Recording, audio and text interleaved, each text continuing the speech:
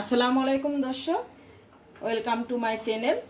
আমি আজকে তান্দুরি চিকেন মশলা করে আপনাদের দেখাবো। এখানে আমি 1 কেজি মুরগির মাংস নিয়েছি। সেই মুরগির মাংসতে কি পরিমাণ মশলা লাগবে এবং তান্দুরি চিকেনের এক্সট্রাভাবে একটা মশলা আছে, সেই মশলাটা কিভাবে করতে হয় সেই রেসিপিটাই আপনাদের সাথে শেয়ার করব।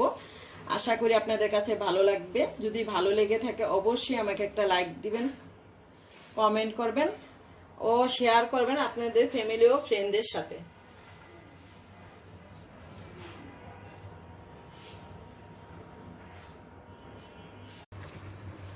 তান্দুরি চিকেন করার জন্য আমি মশলাটা করে নেব। এখানে আমি 1 টেবিল চামচ জিরা দিয়েছি, এটা শাহি জিরা, আপনারা চাইলে নর্মাল জিরাও দিতে পারেন। 1 টেবিল চামচ মৌরি, 1 টেবিল চামচ কালো ও সাদা সরিষা মিক্স করে, 1 টেবিল চামচ সাদা গোলমরিচ, আপনারা চাইলে কালো গোলমরিচও দিতে পারেন। আর এখানে দিয়ে দেব 1/2 টিস্পুন মেথি। এখন এখানে আমি দিয়ে দেব লবঙ্গ, এটা 1 চামচ পরিমাণ আছে। আর দিয়ে দেব জয়ত্রী, এটা একটা ছোট সাইজের, কালো এলাচ 2টি, দারচিনি 4-5টা টুকরা এরকম সাইজের, আর 10-12টা। এখানে আমি দিয়ে দেব জয়ফল 3 ভাগের 1 ভাগ। এখন এই মশলাটা আমি তেলে নেব।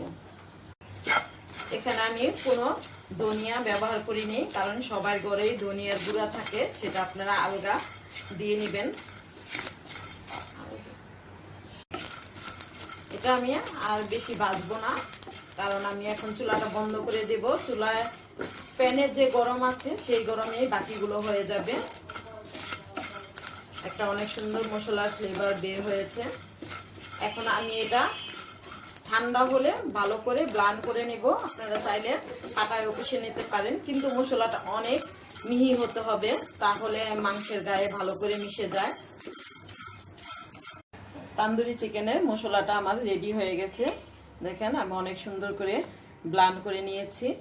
এখন আমি একটা বয়মের ভিতরে ভরে রাখবো। এটা আপনারা 3-4 মাস সংরক্ষণ করে খেতে পারবেন। আর এইসব রান্না তো সবসময় করা হয় না, তাই আমি মশলাটা একটু কমই করলাম।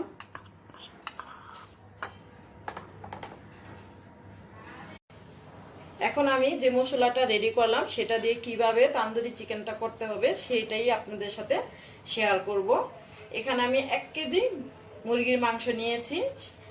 আর এটার জন্য কি কি লাগবে সেটা হলো 2 টেবিল চামচ আদা রসুন পেস্ট, 2 টেবিল চামচ টমেটো সস, আর এখানে চামচ মরিচের গুঁড়া, 1 চা চামচ ধনিয়ার গুঁড়া, আর 1 চিমটি হলুদ, স্বাদ অনুযায়ী লবণ।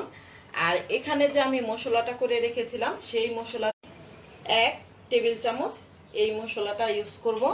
আর এখানে দিব লেবুর রসও 1 টেবিল।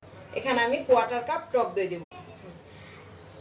এই মশলাটার মধ্যে, তান্দুরি চিকেনের মশলার মধ্যে অনেকে আদা রসুনের গুঁড়া দিয়ে থাকে, এটা সবাই ঘরে থাকে না সবসময়, সেজন্য আমি আদা রসুন পেস্টটা সবার ঘরে থাকে, সেজন্য আমি আদা রসুন পেস্টই দিলাম। আর এখানে কোনো এক্সট্রাভাবে আদা রসুনের গুঁড়া ইউজ করিনি। তান্দুরি চিকেনে আরও লাগবে তেল। আমি ইউজ করব সয়াবিন তেল, সরিষার তেল একসাথে মিক্স করে, আর আপনারা চাইলে যে কোনো একটা দিয়েই করতে পারেন। এখানে লাগবে 1 টেবিল চামচ 1 টেবিল চামচ 1 টেবিল চামচ সরিষার তেল, 1 টেবিল চামচ সয়াবিন তেল। এই হলো আমার 1 কেজি মুরগির জন্য যে মশলাটা, সেটা আপনাদের সাথে আমি শেয়ার করলাম।